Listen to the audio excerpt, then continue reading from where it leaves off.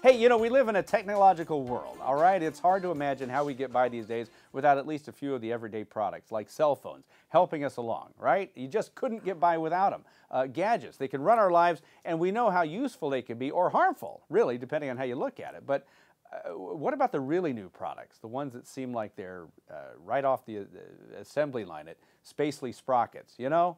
And a couple of them come to mind. Google Glass is one. The whole drone delivery system at Amazon.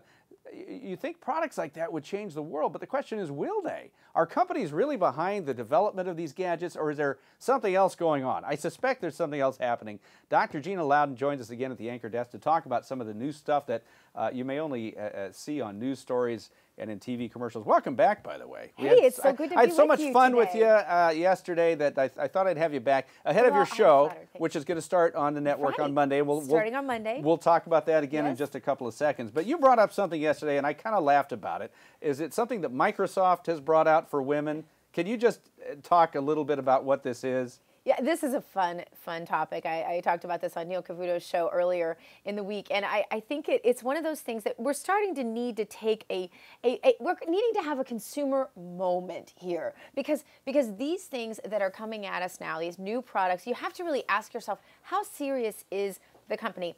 You think about someone like Amazon, right? Right. And you think about this drone delivery system that they talked about. 60 Minutes was on top of this thing. Now, could it really happen? And the guy, the head of Google, I'm sorry, the head of Amazon, smart guy, right? He's smart enough to figure out, this might not work with, I don't know, air traffic control, little things like that might stand in my way. So it makes you wonder, were they ever really serious about that? Or was this a publicity stunt? And you look at the whole Google Glass issue, and they have capitalized on every single controversy. They've had people arrested now. They take that to the media. So you have to ask yourself now, when Microsoft comes out and says they're going to create this smart bra, is this something they're really interested in doing, or Microsoft is this smart bra? And I thought you were joking. We know sex sells, right? Yes. So if you're looking at folks like Google and folks like Apple, and they're doing so well, and you just want to kind of up your sex appeal to the market,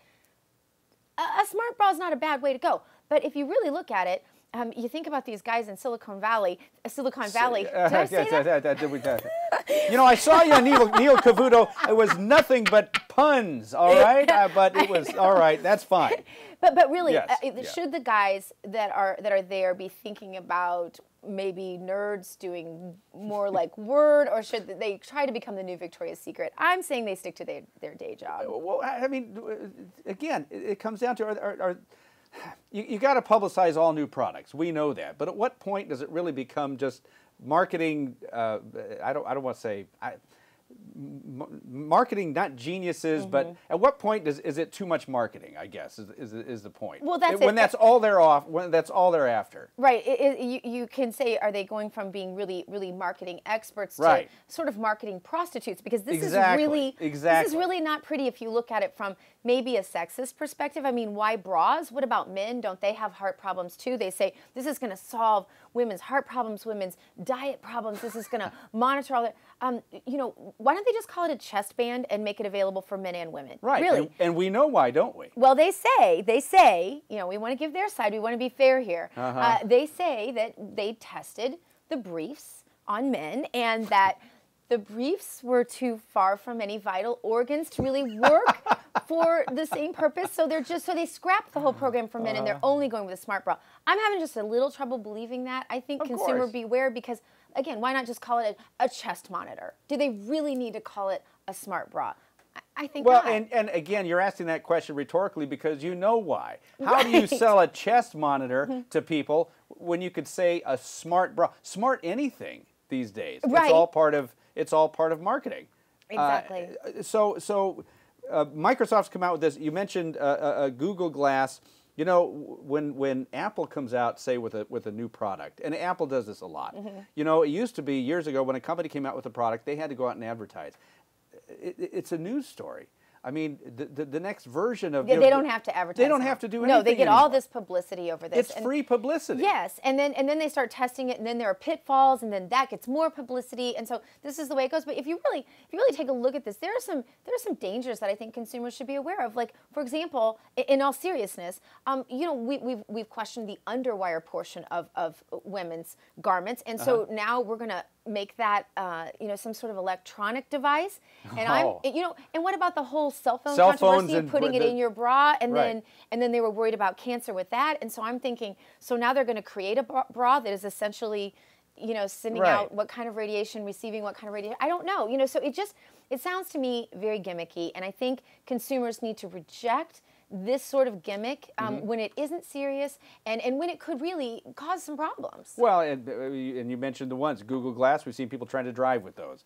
That's where the news stories were. People pulled over, they caused accidents. Obviously, the FAA would have a few things to say about the drone delivery system. And again, the things that you mentioned with, so you don't think any of these products are really even going to I don't know. I enjoyed the technology of the Google Glasses. Of course, I enjoyed thinking about that. And I don't think it's anyone's right to tell somebody they can't create something, they can't test market something. I'm entrepreneurial to the core.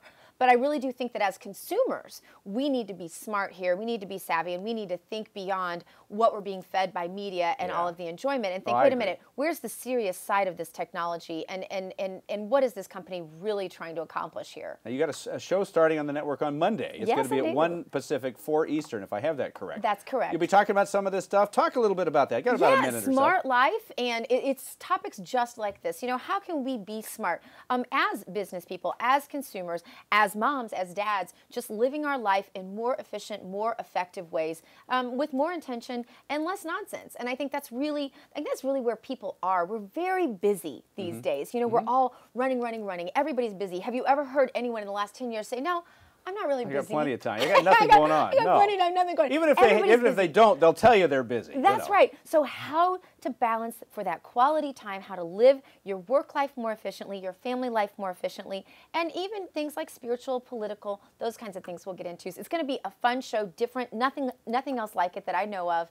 People want more information on it. They want to watch it. They go website. Where can they go? I mean, or if they want more information on you. MoneyBizLife.com, of course, is where they can find more information about the show. DrGinaLoudon.com is my website, and people are welcome to go there and find out more about me, too. GINALOUDON. That's right, like loud and on. That's that. Like a smart bra. And that's exactly what's going to happen right here. That's right, MoneyBizLife.com. Check it out on Monday. I urge you to do it. It'll be on live every day right here on this very network, MoneyBizLife.com. 4 Eastern, 1 Pacific, and then you can figure out in between. Dr. Gina Loudon, thanks so much. Thanks for having me. We appreciate it. Got to have you on a whole lot more often. You're peppy, you're perky.